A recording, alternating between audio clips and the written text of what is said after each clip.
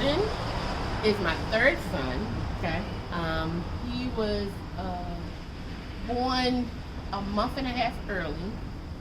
And then had what's the thing called?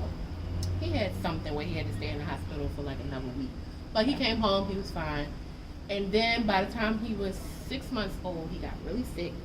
Everybody kept thinking I had a crybaby by the time he was 7 months old. Right. Because he just cried all the time. Right. So I take him to the doctors for his checkup. The doctors just tell me he's teething. My two first boys did not teeth. So I didn't know.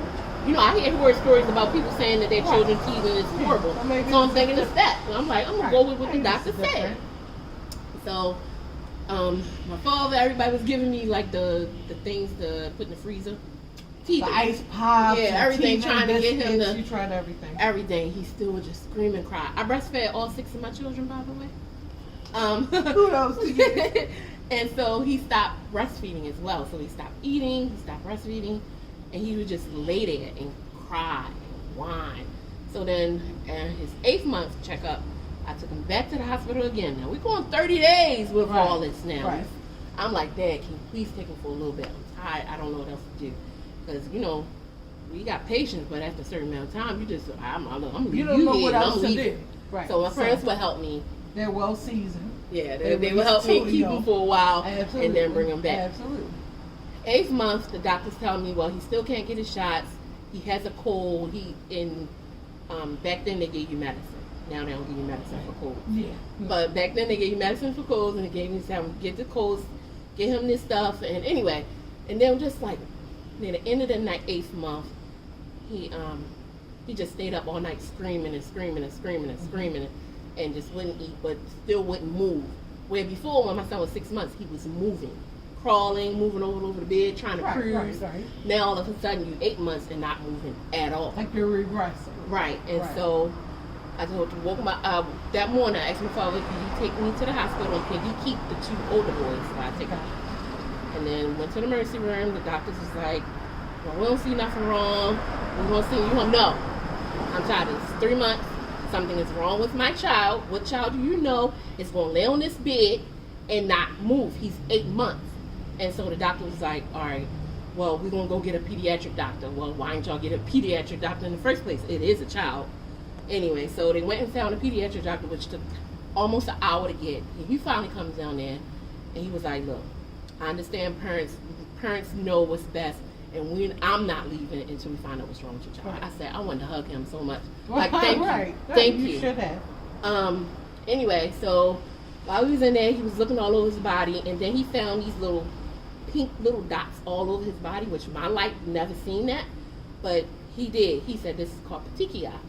While we were in there, his eyes started to burst. So all you seen was this red stuff in his eyes. You have to do with petechia. Yeah, so basically it's your Okay. blood vessels bursting. So the ones in his eyes was bursting. But on your skin, you're not going to see bursts like that. You're just going to see pink marks all So over they your came eye. out the first. No, it didn't come out his eye. It was just, you ever have like somebody hit you in the eye, like you have a red mark in your eye. A red eye. So basically, A his whole spot. eye wasn't red. You A just blood seen clot. blood clots in his eyes. That's Yes. basically what it was. But in the corners here and the corners here. Right. Had to be very So as soon as scary. he seen that, he was like, "Okay, this says that he has a blood issue, so we need to do a spinal tap." And they could not numb him. That was the worst for me. Wow.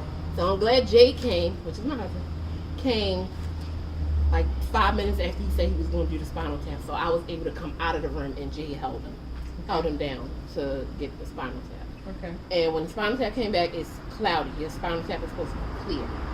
Cloudy. As soon as they seen that, they rushed him straight to University of Maryland to find out that my son had cancer. So his cancer was called leukemia, acute lymphoblastic leukemia. And so at 9 months old, my son was finally diagnosed with cancer. But he was also at the point of dying. So for 3 months, my son is in pain, and I don't know why. So I'm allowing him to be in pain. And I didn't know. You didn't allow him to. Right, but still, you the mom. Yeah. And I should have made the other doctors like no. And when I put my foot down with the emergency room, she said the same thing with the clinic doctors. You did everything humanly in your power at that time. We're looking back. Right. So we're not holding you accountable. We just trying to give a broad view to people and young people that just kind of, throw things to the back of the burner.